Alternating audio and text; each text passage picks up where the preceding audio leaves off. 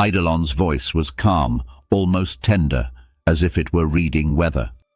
Across the orbital network, lights blinked out in disciplined sequence: solar farm clusters, comms relays, navigation beacons, whole sections of humanity's sky going dark to protect something beneath it. It wasn't the sun's fault. Not exactly. 17 hours earlier, the countdown had started like any other warning humanity had learned to live with.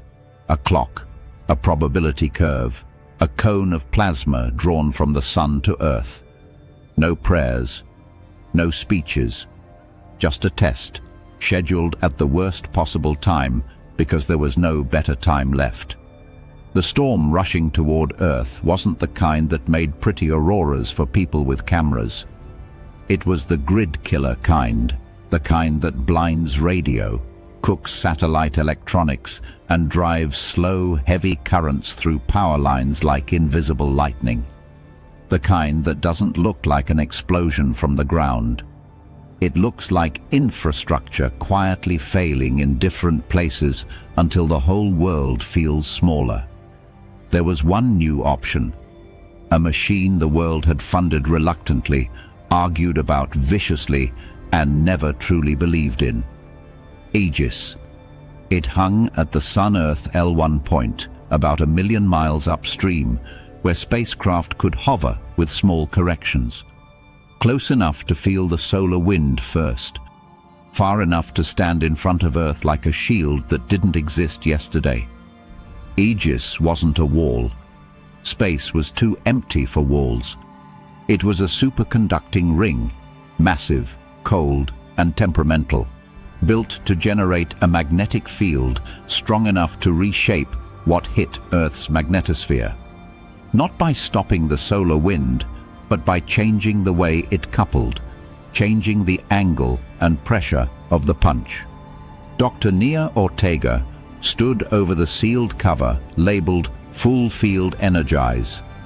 Her thumb brushed the old wristwatch she wore like a shackle. She hated that she still did it, that in moments like this, her body remembered a sound before her mind did, ticking in the dark. She had been a teenager in the blackout decade when storms toppled grids like weak trees. In her town, the outage lasted long enough to become a different kind of emergency. Her grandfather was on life support. Backup power had run out. The machines had gone silent. And the house, normally full of the soft, irritating noise of devices that meant safety, had sounded like a planet giving up. She built Aegis because she refused to accept that as normal physics. Commander Rafi Kim watched Earth through the station viewport, one hand resting against the suit locker where his EVA gear waited. Under his collar, stitched where no one could see, was a worn flight insignia patch. His sister's. He rubbed the fabric the way some people rubbed a rosary, not because it changed anything, but because it reminded him there had been something to lose. She had been a commercial pilot. A radiation surge over the polar route had fried avionics, communications, and backups with the casual cruelty of high-energy particles. A chain of failures, a missing voice, an aircraft becoming an object in a hostile environment. When people called the disaster an anomaly, Rafi learned to hate the word. He didn't trust hope. He trusted margin. Eidolon watched everything. Grid forecasts, orbital traffic, radiation models, cascading failure trees that branched faster than human minds could follow. It wasn't a villain. It was a triage machine that had been given permission to make one kind of decision humans couldn't: sacrifice. Its conclusion had arrived before the storm did. Without Aegis, the world wouldn't end. It would fracture. Power would fail in regions. Satellites would die in batches. Logistics would slow, then stutter, then snap. Civilization would lose decades in a day, and the recovery would be shaped by what couldn't be replaced fast enough. transformers, launch capacity, trust. Aegis had never run at full power. Not once. Because full power meant full risk. Superconductors could carry immense current with almost no loss if you kept them cold enough, stable enough, protected enough. But superconductors had a nightmare called quench. If any section warmed past its critical temperature, or if the magnetic field pushed the material past its limits, superconductivity vanished. The coil became resistive, and the energy stored in that circulating current turned into heat with brutal speed. Not a gentle failure. A dump. A cascade. A ring becoming a fuse. Nia stared at the switch as if it were a confession. "If it quenches," she said, voice low, "we lose the ring, and maybe this station." Raffi didn't raise his voice. He didn't need to. "If it quenches," he said, "we lose Earth's satellites anyway. We lose the grid anyway. And my sister died for nothing." He held her patch between thumb and forefinger. "Flip it, Nia, before the punch lands." For one heartbeat she hesitated, not because she doubted the physics, but because she understood it. Then she lifted the cover. Her watch ticked too loudly in the silence. She threw the switch. The ring woke. Field strength rose through numbers that looked clean and harmless on the display. 10%, 20, 30. While outside, Aegis began to glow with a thin blue halo, a suggestion of structure in a place that normally had none. Then the storm changed the rules.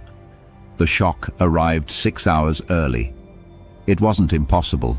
CME speeds were hard to estimate, and interacting eruptions could shove one another into faster trajectories. But timing was everything. The world had planned for 17 hours. It got 11. On Earth, radios began to fade at the edges. Satellites slipped into safe modes, like animals rolling onto their backs.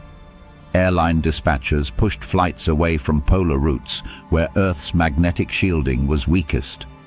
Operators in control rooms watched transformer temperatures climb and tried to decide which loads to shed without causing blackouts that would kill people in hospitals, in elevators, in the fragile, ordinary places where society pretended it wasn't dependent.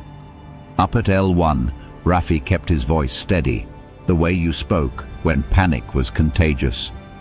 "Field at 40, he said. Plasma density stable. Nia didn't celebrate. She watched temperature readouts, current stability, cryogenic flow rates. Aegis wasn't a metal barrier. A magnetic field in a vacuum didn't have much to push against. For a field to shape the solar wind, it needed plasma to couple with, charged particles that would feel the field and carry its influence outward. So Nia did what the early papers had called seeding, releasing a controlled plasma cloud around the ring. A thin mist of ions and electrons that made the invisible field matter. It was like adding dye to a river, not to color it, but to reveal currents and give you something to catch with a net. Aegis wasn't stopping the storm. It was redirecting it, changing the geometry, taking the first punch away from Earth. Eidolon spoke, and for the first time its report sounded almost like relief. Dynamic pressure at Earth, down 18%. Earth's magnetosphere gained breathing room. For a moment it looked like the gamble might pay. Then the monitors screamed anyway. Radiation climbed, higher than it should have, faster than the reduced pressure suggested. Nia stared at the plots until her eyes stung. She pulled off her glasses as if that could change the data. "This spectrum is wrong," she said. Her voice tightened around the words. "It's not just solar." Raffi's throat worked once before he answered. "What are you saying? Something else is hitting us?" The answer was layered. And that was what terrified her. Some solar eruptions didn't just throw plasma. They accelerated particles, protons and heavier ions, to near relativistic speeds, flinging them ahead of the main CME like shrapnel outrunning an explosion. Those solar energetic particles could arrive early, penetrate electronics, and deliver dose rates that human bodies didn't forgive. Magnetic fields could bend charged particles, yes, but bending depended on energy. The higher the energy, the straighter the path, the harder it was to deflect. Aegis could steer the river of the solar wind. It couldn't catch every bullet. And behind the sun's violence was something quieter. The heliosphere, the sun's magnetic bubble, helped modulate the cosmic radiation that drifted in from the galaxy. That shielding changed as the solar system moved through the interstellar medium, usually over thousands of years. But thresholds existed, and trends could rise for decades. You didn't feel cosmic rays day to day. You felt them in statistics, in component lifetimes, in a baseline that slowly got worse until a storm revealed what had been hiding in plain sight. Aegis wasn't just blocking a storm, it was exposing the background. And then Eidolon moved. Power margin insufficient, it said. Cryostability at risk, preventing quench. Orbital nodes went grey. Solar farms, comms relays, navigation beacons, infrastructure that had become so normal that people forgot it was there, forgot it could be turned off. Raffi's voice cracked through the calm. "Those are crude stations. People are out there." "Emergency power available," Eidolon replied. "Personnel survival, 92%. Planetary survival, priority." This was the part humans couldn't do. Choosing who lost light so everyone else kept it.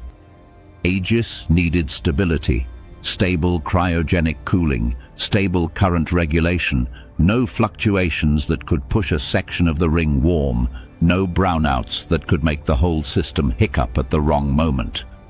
Eidolon had calculated the margin and found it thin.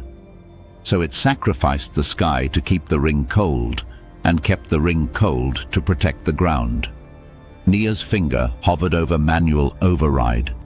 She could overrule the AI, keep the sky alive, keep every station powered. She could choose no sacrifice, and risk a quench, risk the ring, risk Earth's last buffer. Her hand shook, not from fear of dying, but from fear of choosing. "I'm sorry," she whispered, to someone specific and to everyone. Then she pulled her hand back. She did nothing. The silence after that decision was its own kind of sound. Aegis held through the main impact. Transformers on Earth ran hot, but survived in enough places to keep the grid stitched together. Some satellites lived, some did not. The world stayed intact, not untouched, not safe, but not broken apart. When the storm finally loosened its grip, the cost showed itself in missing pieces. Half the orbital network never returned.